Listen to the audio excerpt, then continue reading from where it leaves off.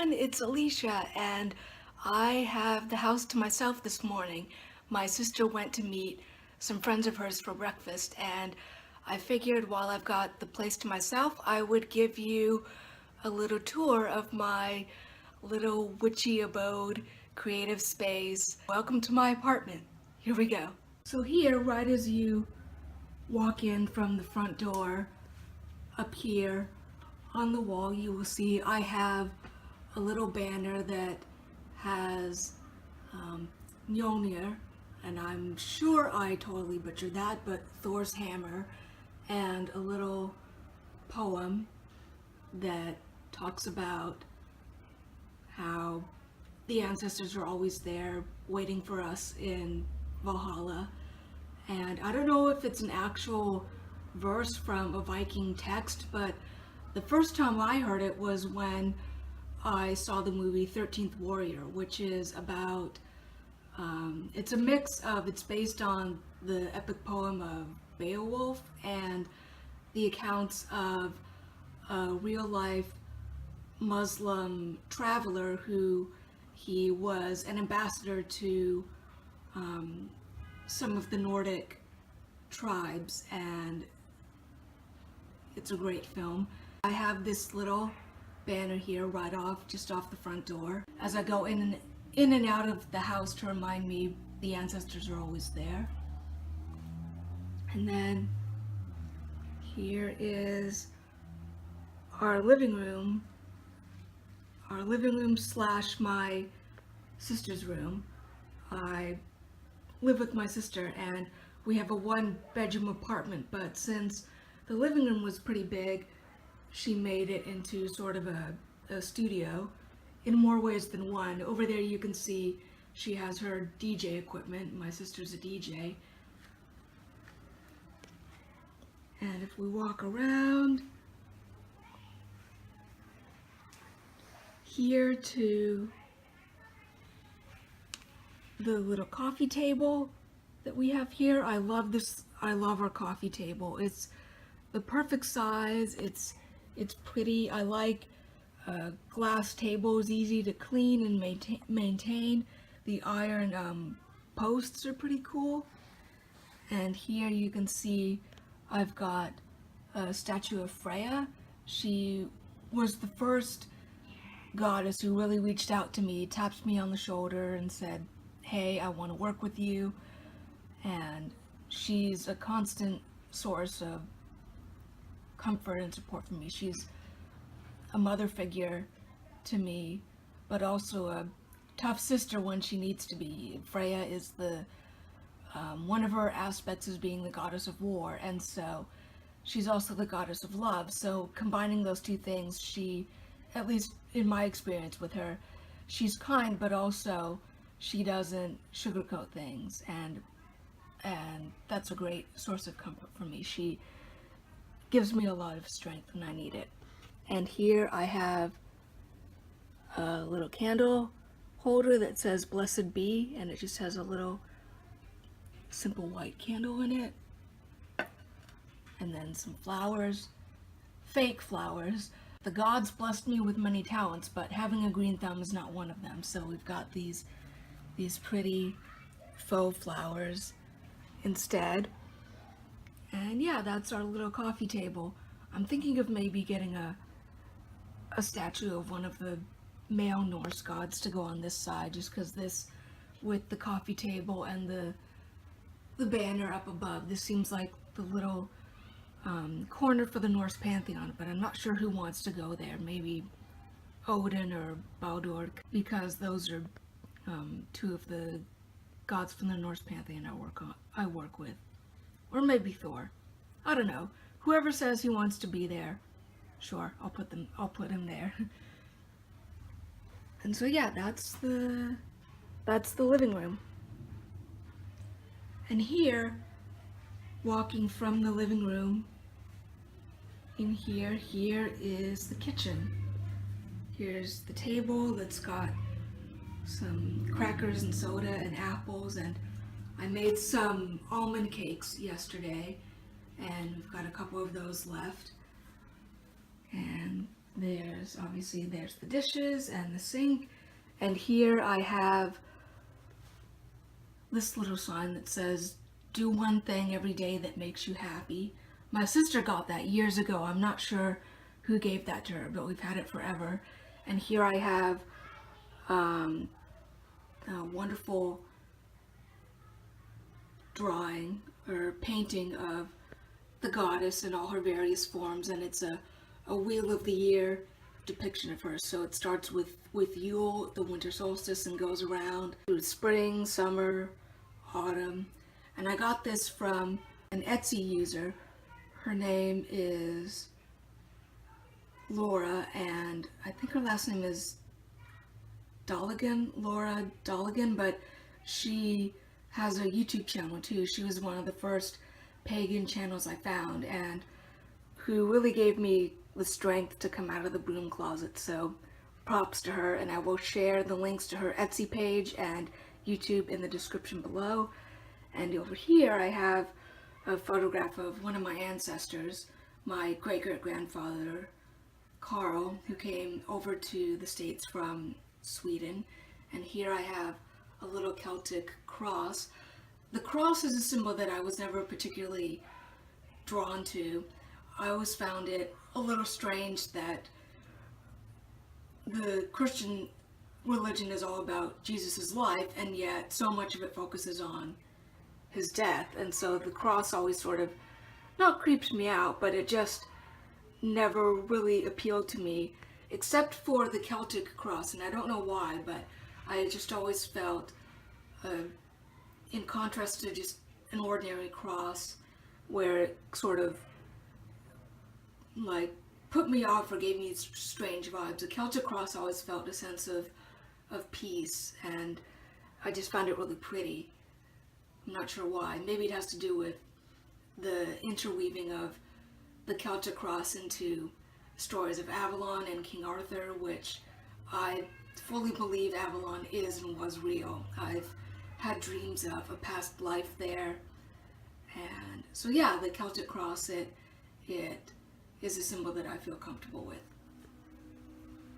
And over here, I got this banner last year. My family got it for me for Christmas.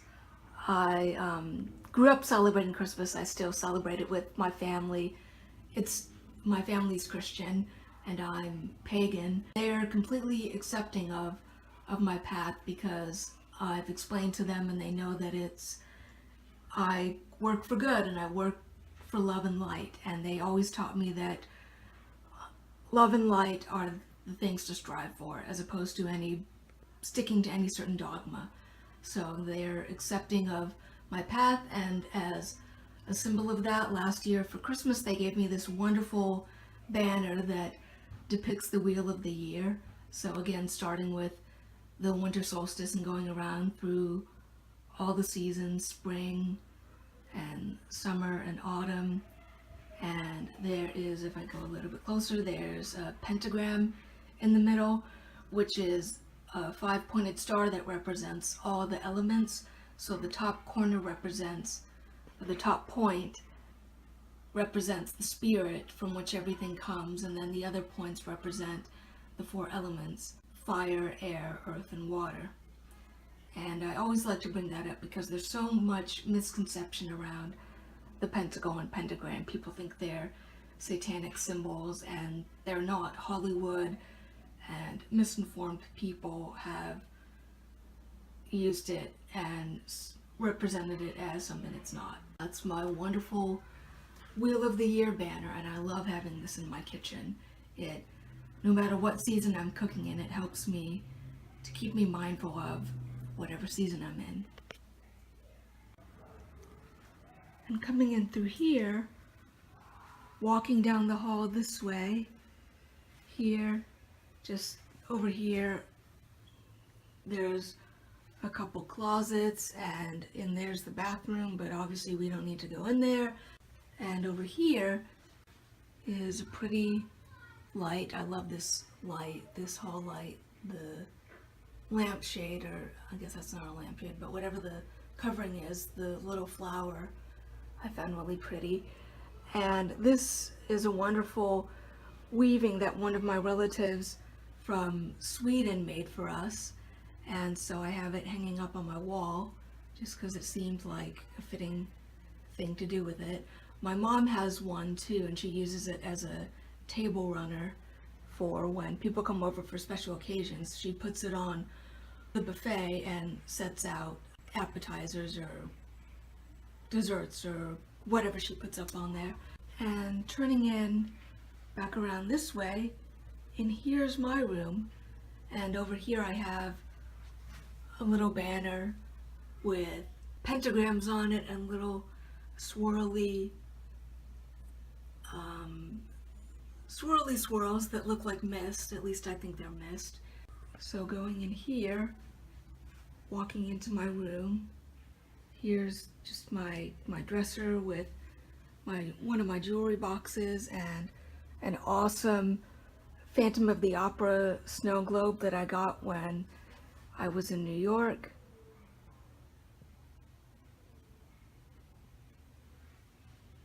And here's a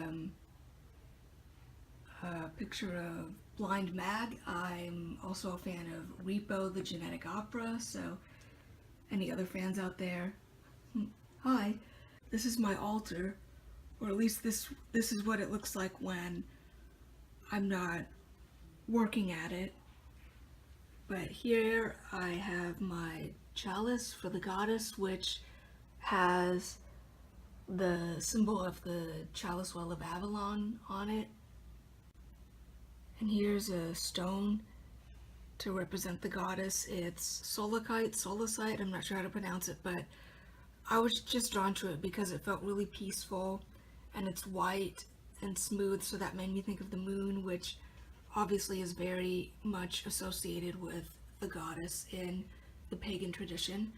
And here's my little bell that I ring whenever I feel like I need to cleanse the air or call on spirit or ancestors, and that's what it sounds like that. And here's the God side of my altar. Here is the stone that represents the god.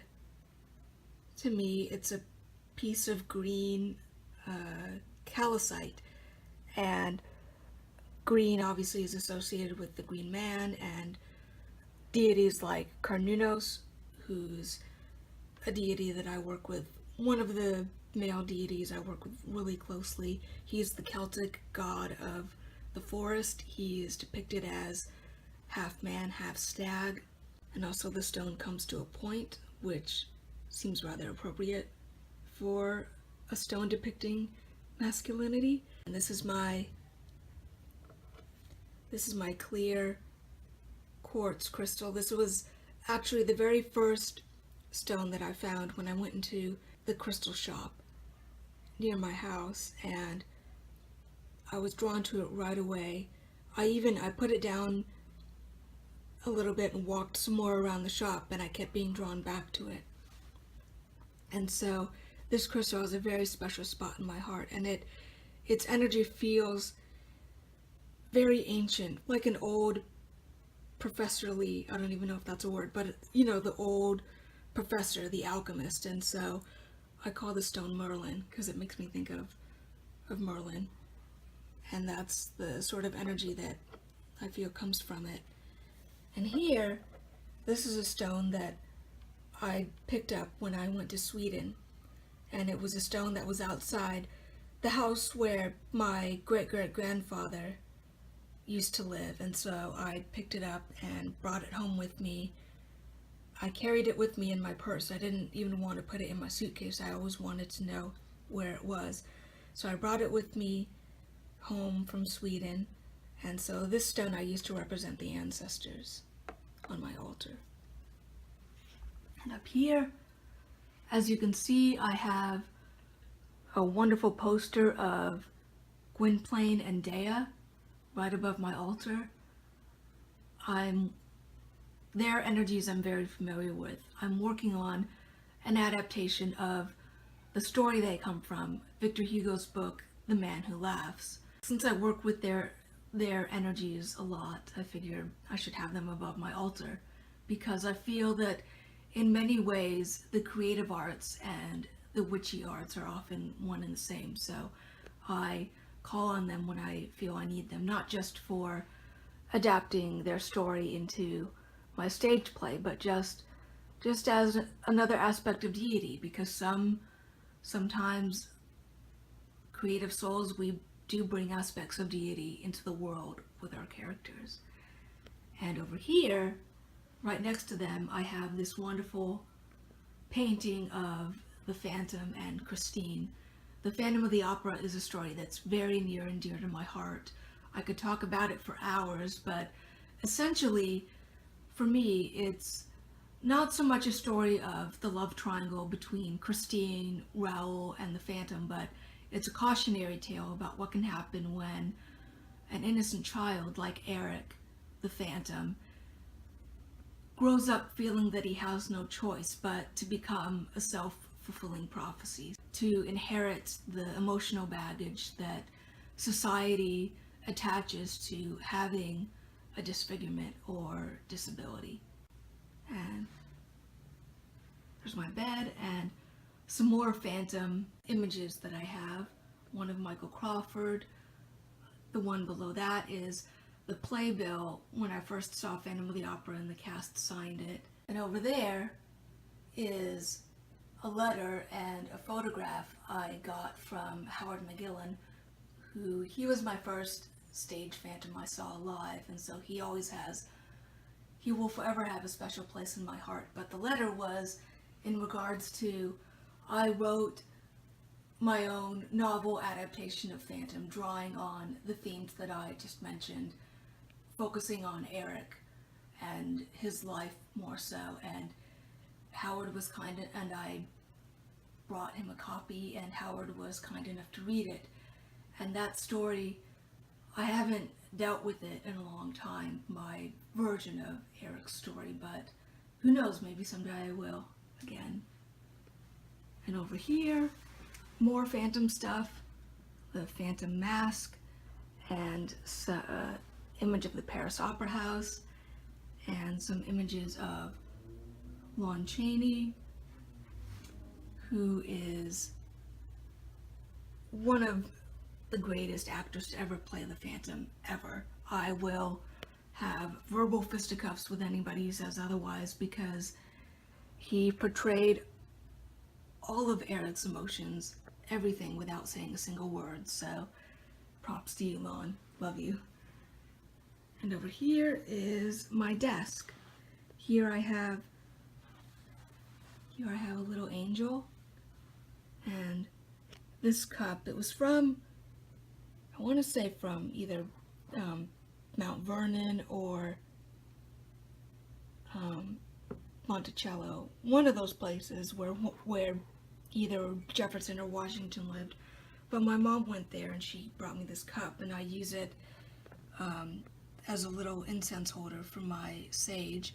I don't usually work with incense other than just burning natural sage, because most incense is too strong for me. I have a very heightened sense of smell, being visually impaired, and so yeah, I just use sage mostly when it comes to burning incense-like things.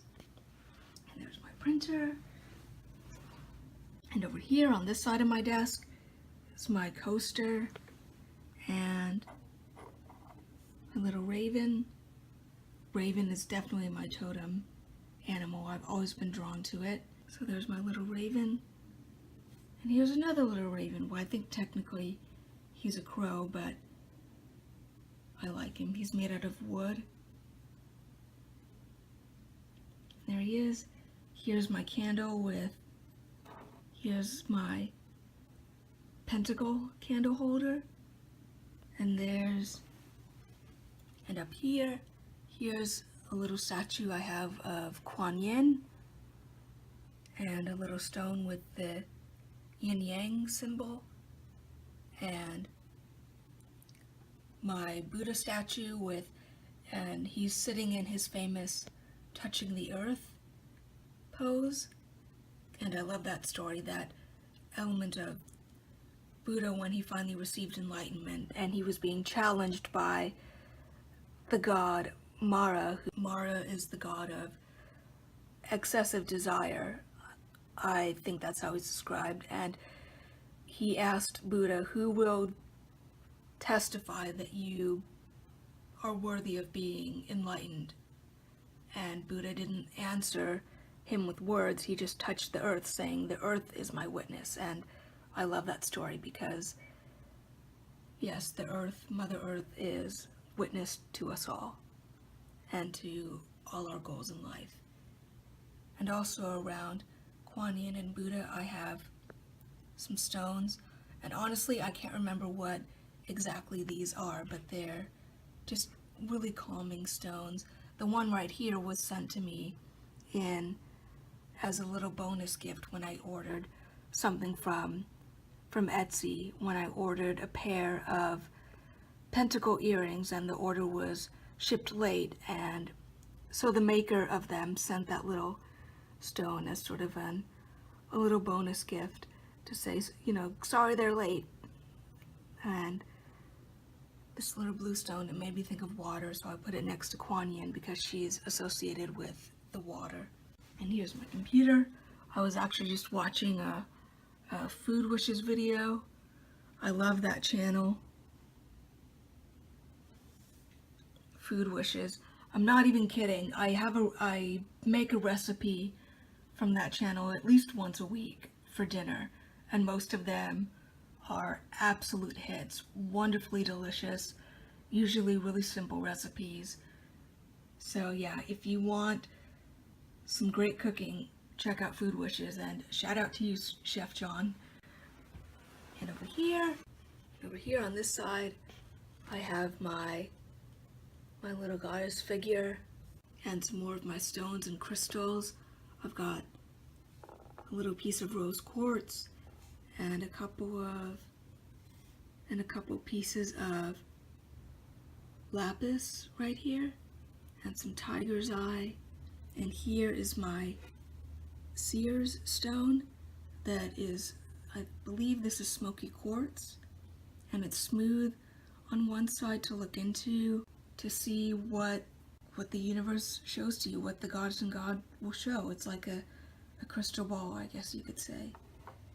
And this stone, here's this little stone. I'm not quite sure, I can't remember what he is, but I like that he feels sort of shaped like a heart. So that felt nice to put there. Here's my little magnifying glass that I use all the time. And with that was a tour of my creative space, and here I am at my desk now, and I've got my novel pulled up that I'm working on. I'm right in the middle of chapter 7, and I'm sure you all can read that just fine because it's in giant font, because I have to write in giant font because, like I said, visually impaired. So yeah, thank you for joining me on this little tour, and I will see you in the next video. Blessed be.